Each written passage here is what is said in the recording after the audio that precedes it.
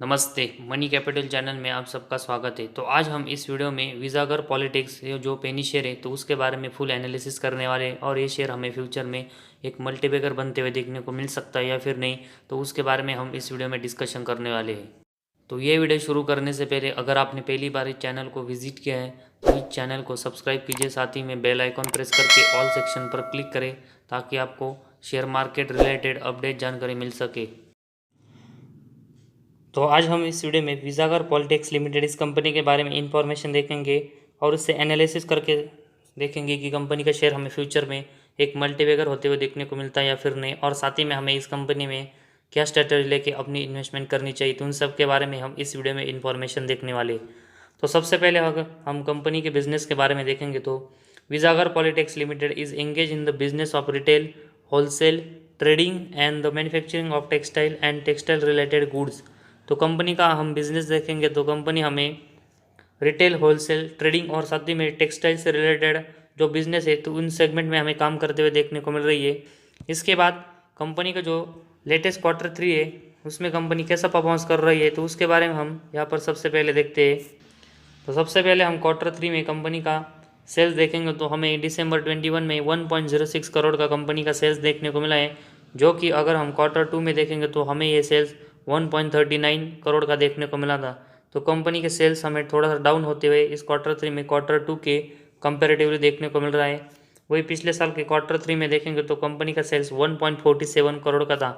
तो पिछले साल के क्वार्टर 3 के कंपेरेटिवली भी हमें इस कंपनी का सेल्स इस क्वार्टर 3 में गिरते हुए देखने को मिल रहा है, और कंपनी के सेल्स में हमें मंथली और ईयर बेसिस दोनों में गिरावट यहाँ पर होते हुए देखने को मिल रही है। तो इसी वजह से कंपनी के लिए ख़राब बात हमें देखने को मिल रही है। तो कंपनी के सेल्स में अगर हम एक्सपेंस घटा कर देखेंगे तो क्वार्टर 3 में कंपनी का ऑपरेटिंग प्रॉफिट हमें 50 लाख का देखने को मिला है, जो कि क्वार्टर 2 में हमें ये ऑपरेटिंग प्रॉफिट -0.11 देखने को मिला था। तो कंपनी लॉस से हमें फिर से प्रॉफिट में इस क्वार्टर 3 में आते हुए देखने को मिले। वही पिछले साल के क्वार्टर 3 में हम देखेंगे तो कंपनी का ऑपरेटिंग प्रॉफिट 19 लाख का था। तो उससे अगर हम देखेंगे तो इस क्वार्टर 3 में कंपनी का ऑपरेटिंग प्रॉफिट हमें 50 लाख का यहाँ पर होते हुए देखने को मिल रहा है। तो ऑपरेटिंग प्रॉफिट हमें हम देखेंगे तो कंपनी का क्वार्टर 3 में जो ऑपरेटिंग प्रॉफिट है वो हमें क्वार्टर 2 और पिछले साल के क्वार्टर 3 के कंपेरेटिवली मंथली और एयरवेज दोनों में यहाँ पर बढ़ते हुए देखने को मिल रहा है, जो कि एक अच्छी बात हमें यहाँ से देखने को मिल रही है। इसके बाद ऑपरेटिंग प्रॉफिट मार्जिन के बारे में हम देखेंगे तो क्वार्टर 3 में हमें ऑपरेटिंग प्रॉफिट मार्जिन 47.17% का यहाँ पर देखने को मिल रहा है, जो कि अगर हम इस कंपनी का शेयर का प्राइस देखेंगे तो उसके कंपेरेटिवली बहुत ही ज़बरदस्त कंपनी का ऑपरेटिंग प्रॉफिट मार्जिन दिसंबर 21 में हमें कंपनी का बढ़ते हुए देखने को मिला है। वही क्वार्टर 2 में ऑपरेटिंग प्रॉफिट मार्जिन हमें -7.91 देखने को मिला था। तो उससे कंपेरेटिवली हमें ऑपरेटिंग प्रॉफिट मार्जिन इस क्वार्टर 3 में ज़बरदस्त बढ़ते हुए देखने को मिल रहा है। वही पिछले साल के क्वार्टर 3 में देखेंगे तो कंपनी का ऑपरेटिंग प्रॉफिट 12% था। तो उससे हम देखेंगे तो लगभग 4 टाइम्स हमें कंपनी का ऑपरेटिंग प्रॉफिट मार्जिन इस क्वार्टर 3 में बढ़ते हुए देखने को मिल रहा है। तो ऑपरेटिंग प्रॉफिट के साथ ही में ऑपरेटिंग प्रॉफिट मार्जिन में हमें इस क्वार्टर 3 में कंपनी का अच्छा परफॉर्मेंस यहाँ पर देखने को मिल रहा है, और उसमें मंथली और ईयर बेस दोनों हमें इस क्वार्टर 3 में ऑपरेटिंग प्रॉफिट मार्जिन में ग्रोथ देखने को मिल रही है। इसके बाद सबसे इम्पोर्टेंट पॉइंट कंपनी का नेट प्रॉफिट है, तो वो हम इस क्वार्टर 3 में देखेंगे तो कंपनी हमें 10 लाख का यहाँ पर नेट प्रॉफिट जनरेट करते हुए देखने को मिल रही है, जो कि क्वार्टर 2 में कंपनी हमें -0.51 के लॉस में देखने को मिली थी। तो लॉस के कंपेरेटिवली प्रॉफिट में हमें ये कंपनी इस क्वार्टर 3 में क्वार्टर 2 के कंपेरेटिवली आते हुए देखने को मिल रही है। वही अगर हम पिछले साल का जो क्वार्टर 3 है तो उसमें कंपनी का नेट प्रॉफिट देखेंगे तो हमें ये 17 लाख का देखने को मिला था। तो उसके कंपेरेटिवली अगर हम देखेंगे तो कंपनी का नेट प्रॉफिट हमें 10 लाख का ही इस क्वार्टर 3 में देखने को मिल रहा है। तो मंथली बेसिस हमें ज़रूर अच्छी ग्रोथ कंपनी के नेट प्रॉफिट में देखने को मिल रहा है, लेकिन यहाँ पर ईयर बेस देखेंगे तो कंपनी का नेट प्रॉफिट हमें थोड़ा यहाँ पर कम होते हुए देखने को मिला है, और उसी वजह से कंपनी का शेयर हमें थोड़ा सा यहाँ पर गिरते हुए देखने को मिल रहा है। इसके बाद ईपीएस के बारे में देखेंगे तो कंपनी के ईपीएस भी हमें ना के बराबर ही देखने को मिल रहा है। तो कंपनी को इसको प्लस में लाकर एक अच्छा ग्रोथ करना पड़ेगा, तभी हमें कंपनी के परफॉर्मेंस में यहाँ पर ग्रोथ होते हुए देखने को मिल सकती है। तो ओवरऑल हम देखेंगे तो कंपनी का नेट प्रॉफिट है तो उसको कंपनी को आने वाले दिनों में बढ़ाना पड़ेगा, तभी हमें कंपनी का शेयर यहाँ पर फिर से 3 रुपीज़ के आसपास जाते हुए देखने को मिल सकता है। इसके बाद प्रॉफिट एंड लॉस स्टेटमेंट के बारे में हम यहाँ पर इंफॉर्मेशन देखते हैं। तो प्रॉफिट एंड लॉस स्टेटमेंट में सबसे पहले हम कंपनी का सेल्स देखेंगे। तो जून 10 में कंपनी का सेल्स 39.83 करोड़ का था। तो उसके बाद हम देखेंगे तो कंपनी के सेल्स में हमें लगातार ग्रोथ यहाँ पर होते हुए देखने को मिली। और कंपनी का सेल्स अगर हम देखेंगे तो मार्च 18 तक कंपनी का सेल्स हमें बहुत ही बढ़ते हुए देखने को मिला था। लेकिन मार्च 19 से अगर हम देखेंगे तो कंपनी के सेल्स में एक ज़बरदस्त फॉल्स हमें आता हुए देखने को मिला है।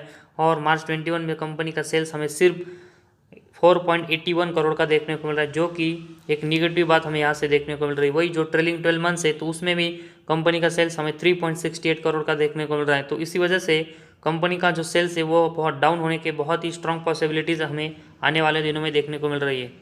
तो सेल्स में से अगर हम एक्सपेंस घटाकर देखेंगे तो कंपनी का ऑपरेटिंग प्रॉफिट हमें जून 10 से देखेंगे तो 1.30 करोड़ का देखने को मिला। इसके बाद 1.63, इसके बाद 2.71, इसके बाद 3.72, इसके बाद 3.10, इसके बाद 4.28, इसके बाद अगर हम देखेंगे तो 3.01, इसके बाद हम देखेंगे तो 3.96, इसके बाद 4.09, इसके बाद 2.31।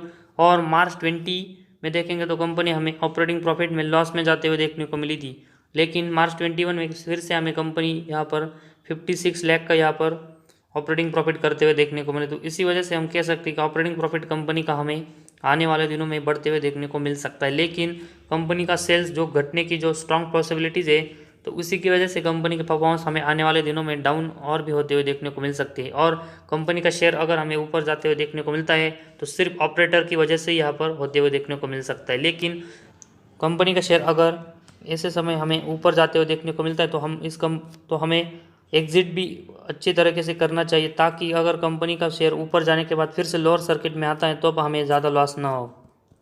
इसके बाद ऑपरेटिंग प्रॉफिट मार्जिन के बारे में हम देखेंगे तो 3.27 हमें जून 10 में देखने को मिला था। इसके बाद अगर हम देखेंगे तो ऑपरेटिंग प्रॉफिट हमें ज़रूर थोड़ा सा बढ़ते हुए देखने को मिला, लेकिन ऑपरेटिंग प्रॉफिट मार्जिन हमें फिर से यहाँ पर 7.06 के बाद लगातार नीचे आते हुए देखने को मिला है। और इसके बाद अगर हम देखेंगे तो कंपनी का ऑपरेटिंग प्रॉफिट मार्जिन हमें मार्च 20 में -132 और मार्च 21 में 11% का देखने को मिल रहा है। तो मार्च 21 में एक अच्छी ग्रोथ ऑपरेटिंग प्रॉफिट मार्जिन में देखने को मिल रही है।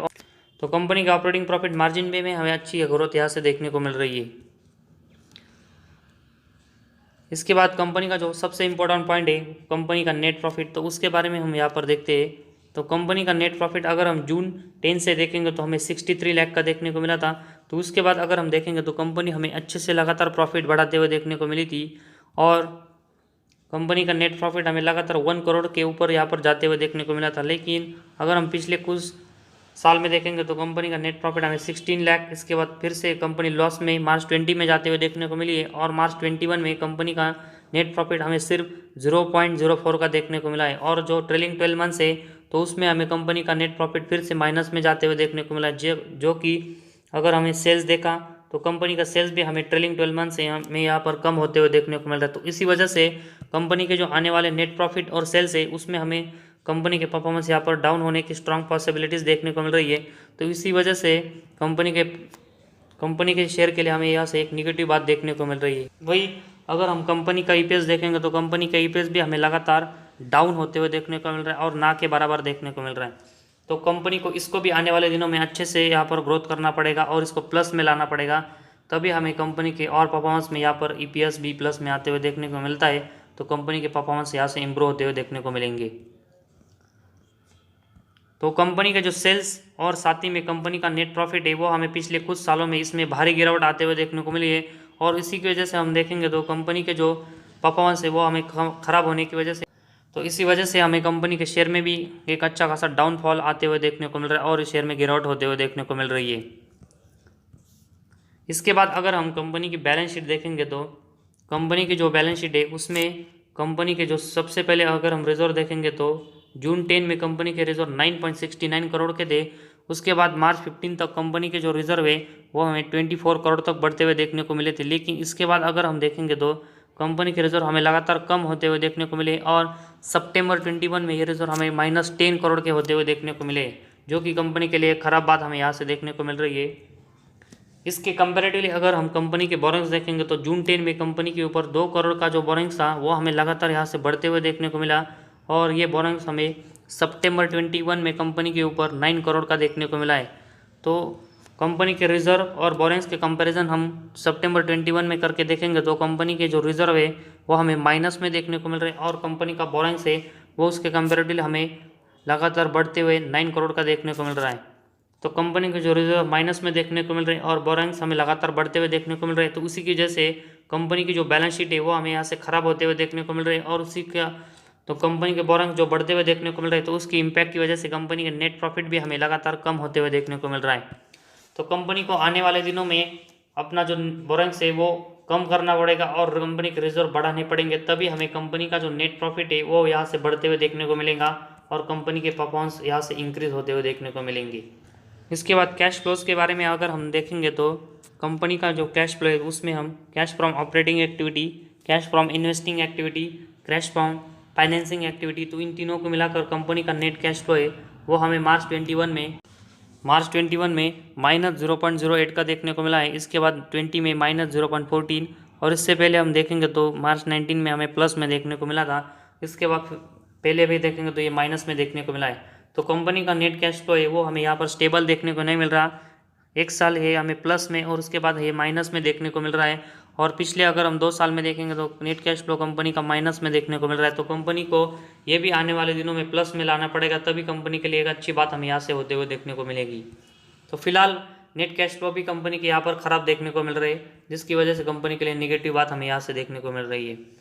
इसके बाद जो डेप्टर डेज है तो उसके बारे में देखेंगे तो ये हमें कंपनी के लगातार जून 14 से देखेंगे तो लगातार बढ़ते हुए देखने को मिले, और मार्च 21 में 1347 डेप्टर डेज कंपनी के देखने को मिल रहा है। तो कंपनी का जो डेप्टर डेज है तो उसका मतलब कंपनी ने जो प्रोडक्ट बेचे उसको जो कैश कलेक्ट करने में 1000 से भी ज़्यादा के डेज लग रहे हैं, तो उसके लिए कंपनी को एक ख़राब बात हमें यहाँ से देखने को मिल रही है। इसके बाद इन्वेंटरी डेज देखेंगे तो कंपनी की इन्वेंटरी डेज भी हमें यहाँ पर लगातार बढ़ते हुए देखने को मिले, और मार्च 21 में तो ये 952 डेज तक हमें पहुँचते हुए देखने को मिल रही है।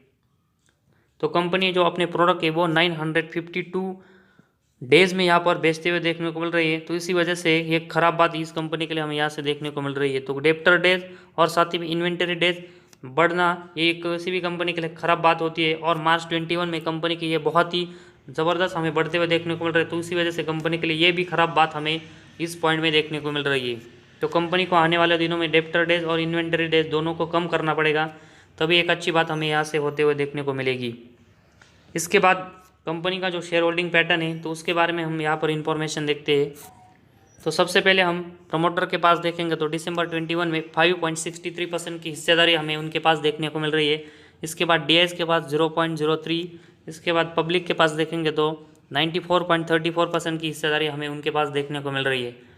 तो दिसंबर 21 में हम देखेंगे तो दिसंबर 21 सितंबर 21 में देखेंगे तो कंपनी की जो प्रमोटर की हिस्सेदारी है वो हमें 5.63% की होते हुए देखने को मिली, जो कि जून 21 में अगर हम उससे पहले भी देखेंगे तो 25% की हिस्सेदारी प्रमोटर के पास थी, जो कि हमें सिर्फ 5% की होते हुए देखने को मिल रही। तो एक सबसे निगेटिव पॉइंट हमें इस कंपनी के लिहाज से देखने को मिल रहा है। डीएस के बारे में देखेंगे तो डीएस हमें 0.04 से 0.03 की यहाँ पर शेयर होल्डिंग करते हुए देखने को मिल रही है, लेकिन इनके पास भी बहुत ही मामूली शेयर होल्डिंग हमें देखने को मिल रही है। इसके बाद पब्लिक के पास देखेंगे तो पब्लिक के पास हमें दिसंबर 21 में 94.34% की हिस्सेदारी देखने को मिल रही है, जो कि सितंबर 21 में भी हमें उतनी ही देखने को मिली थी। लेकिन जून 21 में 74% की हिस्सेदारी है, उससे हमें लगभग 20% की हिस्सेदारी पब्लिक हमें इस कंपनी में बढ़ाते हुए देखने को मिल रही है, जो कि हिस्सेदारी हमें यहाँ पर प्रमोटर की सितंबर 20 और दिसंबर 21 में कम होते हुए देखने को मिली है। तो सिर्फ 5% की हिस्सेदारी प्रमोटर के पास होना और पब्लिक के पास 94% की हिस्सेदारी होना, ये कंपनी के लिए सबसे बड़ी निगेटिव बात है, जो कि हमें इस कंपनी के लिए यहाँ पर देखने को मिल रही है।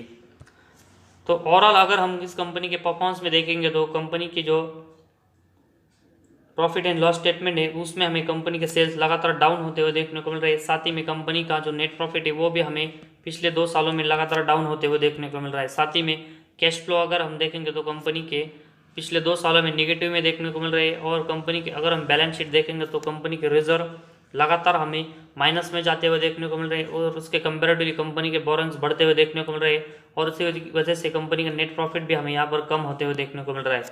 इसके बाद कंपनी के जो प्रमोटर है उनके पास बहुत ही छोटी क्वांटिटी में शेयर होल्डिंग हमें देखने को मिल रही है और उसके कंपेरेटिवली पब्लिक के पास बहुत ही कंपनी की शेयर होल्डिंग देखने को मिल रही है। तो ये भी निगेटिव बात हमें इस कंपनी के लिए देखने को मिल रही है। तो इन सभी सेगमेंट में कंपनी को अच्छा परफॉर्मेंस करना पड़ेगा, तभी हमें कंपनी को यहाँ पर आने वाले दिनों में कंपनी एक अच्छी ग्रोथ करते हुए देखने को मिलेगी और मल्टीबैगर होते हुए देखने को मिलेगी। लेकिन फिलहाल हम देखेंगे तो जिस तरह ट्रेलिंग 12 मंथ्स में कंपनी के सेल्स और नेट प्रॉफिट हमें घटते हुए देखने को मिल रहे हैं, तो इसी वजह से कंपनी के आने वाले दिनों में हम देखेंगे तो 1-2 क्वार्टर में कंपनी यहाँ पर फिर से हमें खराब परफॉर्मेंस करते हुए देखने को मिल सकती है। लेकिन अगर इसके बावजूद अगर कंपनी का शेयर हमें ऊपर जाते हुए देखने को मिलता है तो इसका सबसे बड़ा अगर हम रीज़न देखेंगे तो ऑपरेटर ही इस कंपनी के शेयर को ऊपर ले जाते हुए देखने को मिल सकते हैं, या फिर गवर्नमेंट एक टेक्सटाइल से रिलेटेड एक अच्छी अनाउंसमेंट कर दे, तभी हमें इस कंपनी में आने वाले दिनों में एक अच्छे यहाँ से ग्रोथ होते हुए देखने को मिलेगी और कंपनी का शेयर अच्छा यहाँ से दौड़ते हुए देखने को मिलेगा। लेकिन फिलहाल हम देखेंगे तो कंपनी की ओवरऑल परफॉर्मेंस हमें खराब देखने को मिल रही है, तो इसी वजह से लार्ज क्वांटिटी में यहाँ पर इन्वेस्टमेंट करना सही नहीं होगा। उसके अलावा अगर कंपनी का टेक्सटाइल से रिलेटेड अच्छी अनाउंसमेंट होती है तभी हम इस कंपनी में अच्छी इन्वेस्टमेंट करेंगे और कंपनी के अगर आने वाले दिनों में कंपनी अच्छा परफॉर्मेंस करती है तब हम इस कंपनी में अपनी इन्वेस्टमेंट को और बढ़ाएंगे। तब तक हम करेंगे कि ना कि बराबर में इस कंपनी में इन्वेस्टमेंट करना ही सही होगा या फिर अवॉइड करना ही इस कंपनी में सही होगा, ताकि हमें ज़्यादा लॉस इस कंपनी में आने वाले दिनों में ना हो। तो आज हमारे इस वीडियो में बस इतना ही। अगर आपको हमारा वीडियो पसंद आया तो इस चैनल को ज़रूर सब्सक्राइब कीजिए।